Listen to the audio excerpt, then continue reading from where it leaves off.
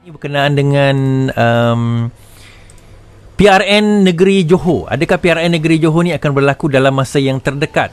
Itu persoalan yang ditimbulkan dan menjadi pertanyaan sebenarnya. Sebab ada di kalangan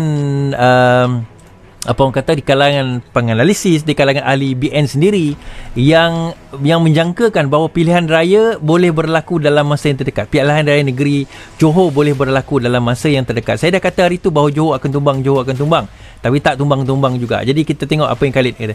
Khalid, melaksanakan PRN Johor adalah satu tanggungjawab, dia kata. Seorang lagi pemimpin kanan UMNO membayangkan kecenderungan untuk mengadakan pilihan negeri dan umum ketika setengah pihak berpendapat sebaliknya. Naib Presiden UMNO berkata PRN yang baru perlu diadakan segera kerana kerajaan yang sekarang sedang diugut oleh pembangkang. Mengulas mengenai kenyataan dibawa oleh Timbalan Presiden Amal Salahuddin, Khalid berkata tiada kerajaan yang boleh diugut pada setiap masa dan keadaan.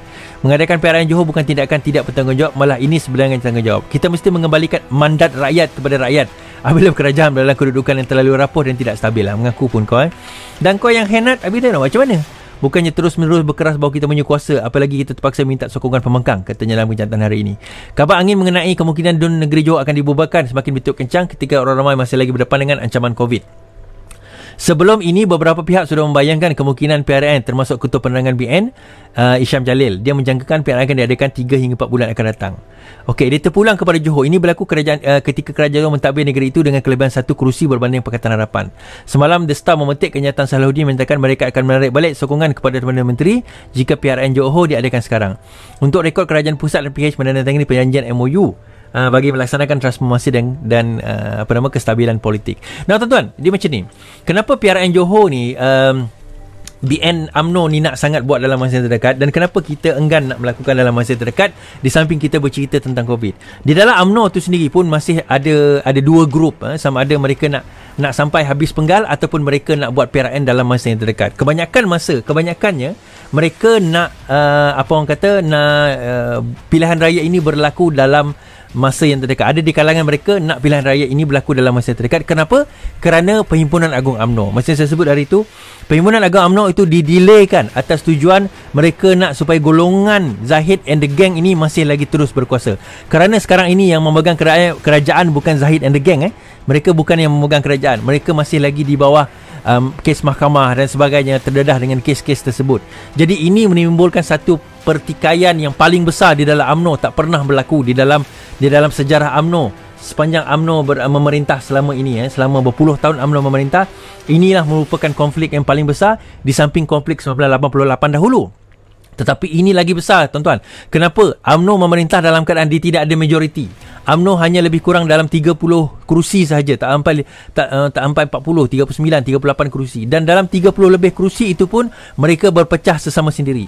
Dalam masa yang sama, PAS juga sedang bergaduh sesama sendiri, dan PAS pun tidak bersama dengan UMNO dalam Mufakat Nasional. Kita tengok dalam PRN Sarawak dan juga dalam PRN, terutama dalam PRN Melaka, kita nampak PAS tidak bersama dengan UMNO. Selepas itu kita dapat lihat bagaimana pertikaian yang ada di dalam kerajaan sekarang ini. Mereka berada di dalam satu kerajaan tetapi mereka sendiri tidak bersatu padu dalam nak menentukan kerajaan, dalam nak mengatur urus kerajaan tersebut, sehingga kan mereka merasakan di antara PAS, UMNO dan juga Bersatu saling mencurigai di antara satu sama lain. Ditambah pula dalam keadaan sekarang ini di mana kalau kita lihat PBM, Parti Bangsa Malaysia telah diwujudkan dan mereka daripada Bersatu pula berpecah lagi.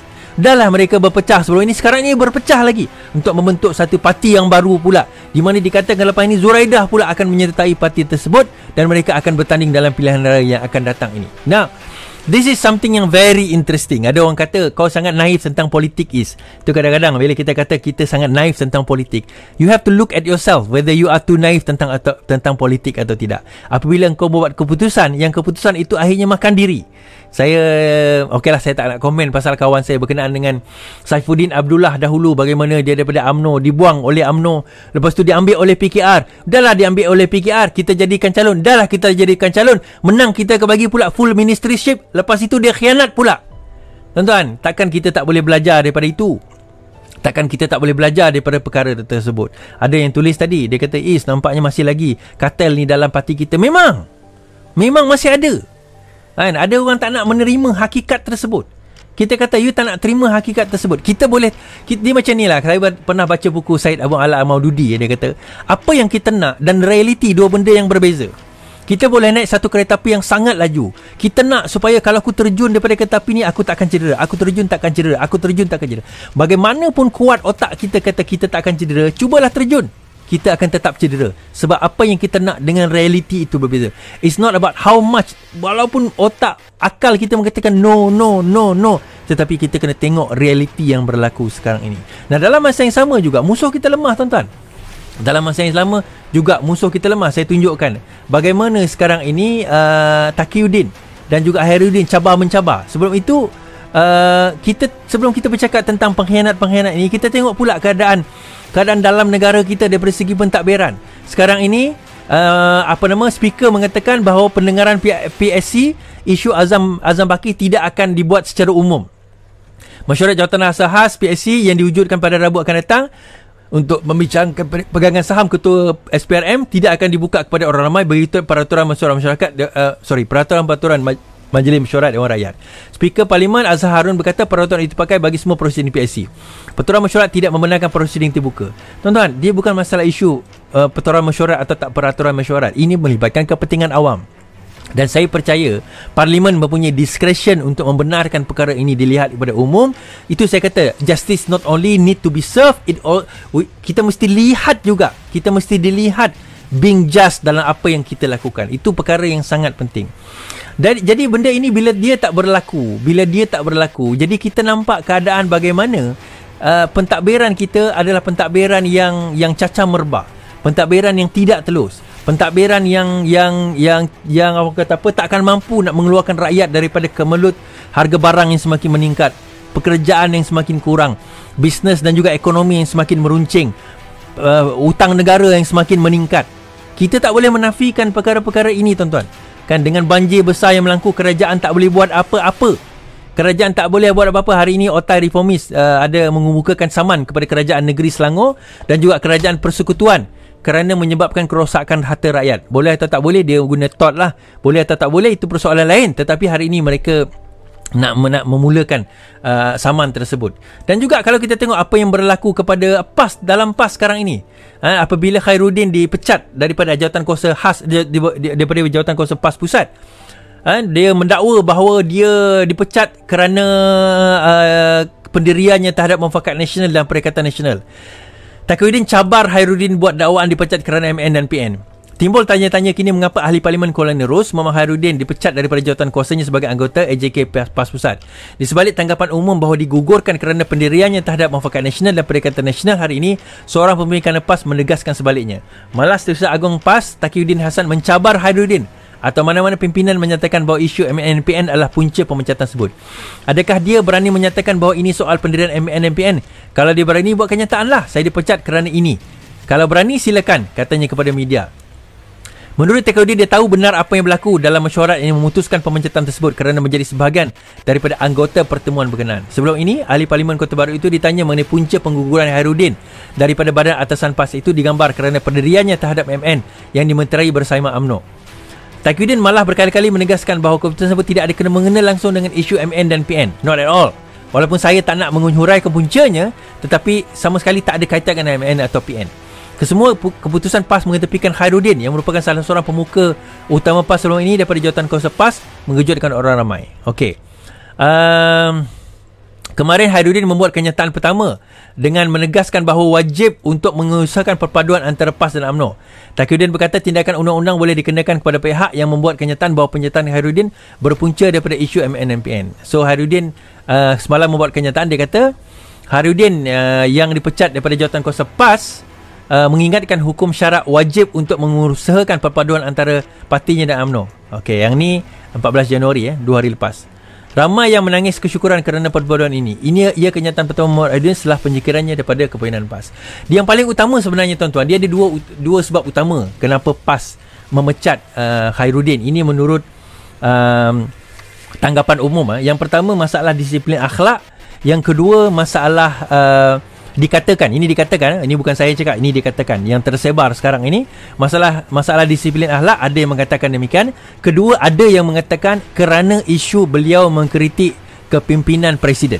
Yang ini video audio dia tular dan I think Malaysia Deadline disaman berkenaan dengan audio ini, tetapi mereka akan mengeluarkan audio tersebut sewaktu dalam perbicaraan, dan ini dinyatakan oleh Malaysian Deadline sendiri berkenaan dengan isu di mana pemencatan tersebut berkait rapat dengan di mana Khairuddin dikatakan telah mengkritik kepimpinan Tuan Guru Haji Hadi Haji Hadi dalam isu kepemimpinan beliau berkenaan dengan isu ini. Now, kita pendekkan cerita dia adalah cerita pengkhianatan, tuan-tuan.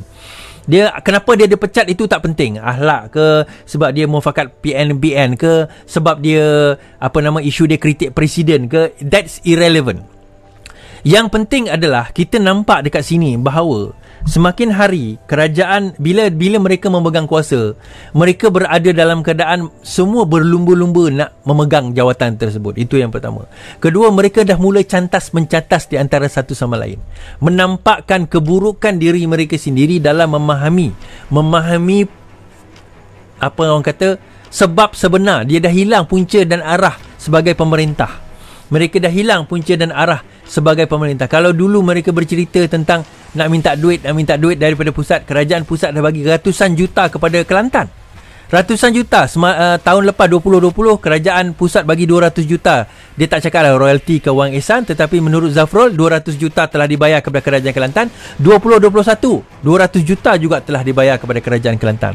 Persoalan dia, ke mana duit tersebut dibelanjakan? Kemana duit tersebut dibelanjakan oleh kerajaan Kelantan dalam memastikan kestabilan ekonomi, kemampanan ekonomi dan juga keluarnya rakyat Kelantan daripada kemiskinan. Kita tahu kadar kemiskinan paling tinggi adalah di negeri Kelantan, Sarawak dan juga Sabah.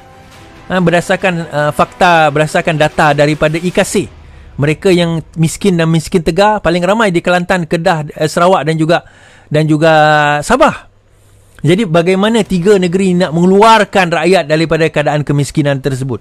Kita tak tahu. Sedangkan mereka adalah negeri yang kaya dengan minyak. Sabah, Sarawak, malah Kelantan pun dah mula menerima royalti minyak. Tetapi mereka tak berjaya mengeluarkan. Balik kepada cerita kemampuan pemimpin ini nak mentadbir, tuan-tuan. Sebab itu saya kata, akhlak saja tak cukup walaupun penting. Iman saja tak cukup walaupun penting. Kebolehan untuk mentadbir, keikhlasan untuk mentadbir, kemampuan untuk mentadbir juga adalah perkara yang sangat esensial dalam pentadbiran sesebuah negara. Bagaimana negara itu boleh ditadbir kalau sekiranya mereka ditadbir orang-orang yang bodoh? Oleh orang-orang yang bodoh, tuan-tuan. Simple je saya nak kata. Satu perkataan yang memudah. Oleh orang-orang yang bodoh, yang tak tahu nak mentadbir negara ni bagaimana. Kita suruh turunkan harga barang, sebaliknya harga barang semakin melambung naik. Kita suruh buat persediaan tentang banjir, tetapi rakyat, kerajaan, kita tengok Natma hari tu tak bersedia langsung tentang banjir yang melanda. Sedangkan kita tahu hujung tahun ni memang akan banjir akan melanda. Teruk tak teruk je persoalan. Tuan-tuan tahu tak yang Indonesia ada gempa bumi beberapa hari lepas? What if kita tak nak, na'udzubillah, what if kalau berlaku tsunami? Are we ready untuk tsunami? Bersediakah kita dengan tsunami? Indonesia baru-baru ini berlaku gempa bumi semalam, 2 hari lepas kot. Berlaku gempa bumi, kita tak sedar, kita tak tahu. Itu nasib baik tak berlaku tsunami. But what if kalau berlaku tsunami? Adakah kita bersedia dengan satu lagi bencana yang boleh merosakkan negara kita, tuan-tuan? We are not. Kita tak bersedia. Inikah kepimpinan ni kita nak bawa? Dan sebaliknya, apa yang UMNO mereka nak sekarang ini? Kenapa mereka nak segera berlaku pilihan raya? Sebab mereka tahu kalau berlaku segera pilihan raya ini, mereka boleh menang besar. Itu jangkaan mereka lah. Kenapa mereka boleh menang besar, tuan-tuan? Sebab dia tahu pembangkang sekarang keadaan berpecah belah. Mereka tahu kerajaan pembangkang sekarang keadaan berpecah belah.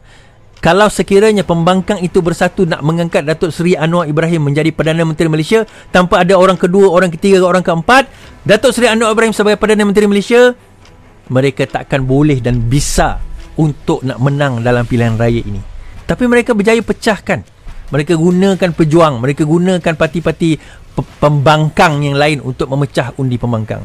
And you will see, tuan-tuan, bahawa keadaan ini akan menyebabkan kerugian kepada pembangkang kalau kita tidak faham bagaimana nak menggunakan perkara ini, bagaimana nak menggunakan peluang yang ada ini untuk kita nak memenangi pilihan raya. Tanpa, saya sebut lagi, tanpa kepimpinan yang betul untuk membantu Datuk Seri Anwar Ibrahim, kita tidak akan dapat membawa Datuk Seri menjadi Perdana Menteri yang sah, yang sebenarnya, yang betul, dan kita perlukan kepimpinan yang benar, insya-Allah.